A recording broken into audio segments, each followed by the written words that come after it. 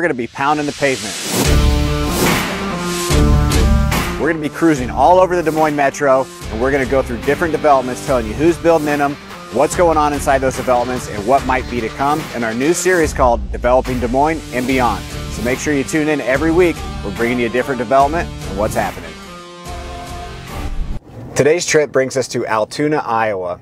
Ironwood is a development that's been in the middle of Altoona for years. It's probably started back around 2005. It took about 15 years, 10 to 15 years to develop completely out. There's many different phases. Right now we are in one that was the home show, and I think it was about 2011.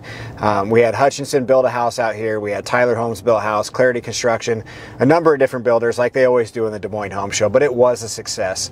And this horseshoe developed out really quick and has some really nice homes. The thing about Altoona that is different than some of the other cities is it's its own community. Altoona sits just east of Des Moines. It's its own town. It has Southeast Polk Schools, so it's got a consolidated school system. But it's a great town, and it's still on the rise.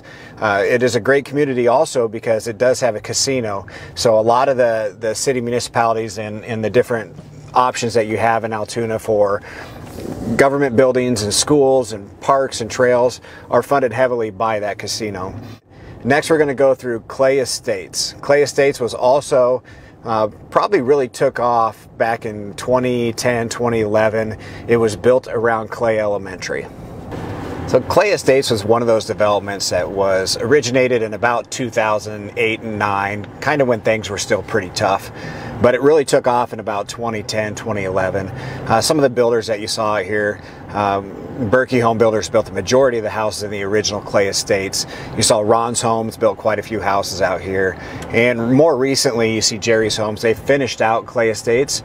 And just beyond Clay Estates is a field owned by a family. And it backed up to this field. And it was known for a long time that these guys weren't going to let go of that property. They were going to keep it, so you felt pretty safe that it wasn't going to develop that direction. One of the things that they did do, though, is that family donated a big pond and an old house to the city of Altoona so that they could use it and create a space for the public to use as well. And that park has a beautiful pond with trees all around it, so it is a really, really nice area. But Clay Estates is a great development. It's one of the ones that if you have a house in there, it's probably going to sell pretty quick if you want to resell it. Right across the street from Clay Estates is another development that started after Clay Estates. It was called Fieldstone. This consists of a couple little cul-de-sacs, some really nice streets. There's a number of different builders that came into Fieldstone, including Lido Homes. Tyler Homes also built a few houses out here. I think there's some Greenland Homes. Now, I'm doing all this from memory, so I might screw up, so forgive me on that one. But there's a number of different builders out there. I know Ron's Homes probably also built some houses in here. You have the standard builders in Altoona.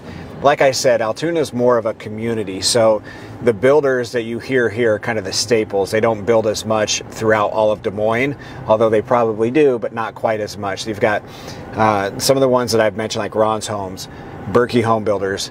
Those are in Lido. They build primarily in the eastern suburbs, which would be Altoona and Bondurant. But if you're looking down Fieldstone, they got homes that price anywhere from that starter home price around $350,000 all the way up to nearing $1 million. There's some really beautiful homes in this development. And it's not too far away from the new development that was put in around probably 2010, 2011, where they added some soccer fields. They added a bunch of sporting stuff out there, and that's called Spring Creek. So we're going to cruise by Spring Creek. I'm going to show you the development just beside Spring Creek. The big feature they put in Spring Creek was a big pond. So it looks like it's probably about a 10-acre pond, maybe bigger.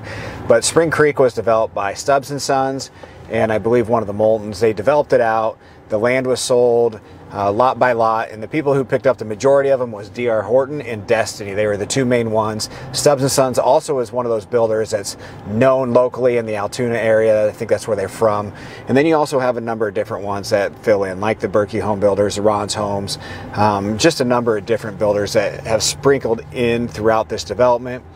It gets kind of tough to compete with, the builders that build more homes that, build for less dollar per square foot. but there's always a need for them because not everybody wants one of those kind of homes. Plus, you do have that pond, which is a beautiful feature, and you just don't find those type of features very often. So some of the bigger builders will come in and pick up, you know, cherry pick some of the best lots and build some of the nicer homes. But that's Spring Creek, and now we're going to jump further to the northeast. We're going to check out Tuscany, which is a Hubble development. Tuscany was a development that started back in around 2006 and 7. The worst time you could possibly start a development. Hubble's a developer, so they were financially fine. It wasn't going to fall apart. But the development was more designed around being eco-friendly. So what you saw in the beginning in the early plats out here, where they didn't have curbs, they had ditches, different ways of running the water. They had buffer strips where they were required to plant wildflowers.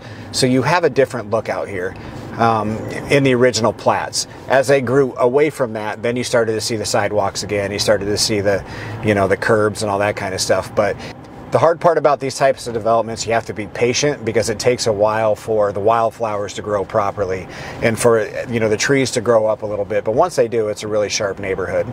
Hubble was the main developer in here. They were the main builder. They built a lot of the initial homes, but then they opened it up again to many other builders. And then there's a nice street down here, 20th Avenue, where you'll see some really nice homes, and they stepped it up even more. So this development finally took off probably around 2015, and you know it did a lot better, and it's pretty much built out now. But that is on the far east side of Altoona. You don't really see any developments east of that, so we're going to jump all the way to the west side next. As we head across town, make sure you drop in the comments what developments you would like to see in the next episode. As you cruise through the middle of Altoona on 8th Street, which is one of their main drags, you turn south on 25th Avenue, and that takes you into Eagle Creek. This is a development that was started years ago in the early 2000s where they had townhomes and standalone, what they considered standalone townhomes. Beautiful properties. They were really well-respected neighborhood. Typically you saw like the empty nesters that would move into the area. But as you get through that spot, there's a new development that has picked up a ton of steam in the last 3 to 5 years. It's called Eagle Knoll. Eagle's Knoll is made up of a couple cul-de-sacs, and on those cul-de-sacs there's beautiful walkout lots, and most of the homes that were built inside of Eagle's Knoll are custom built homes ranging anywhere from $500,000 to over $1 million. So this is one of the nicest developments that you'll find in Altoona, Iowa. Again, there are a lot of developments in this town. I just hit on a few of them. There's more out there.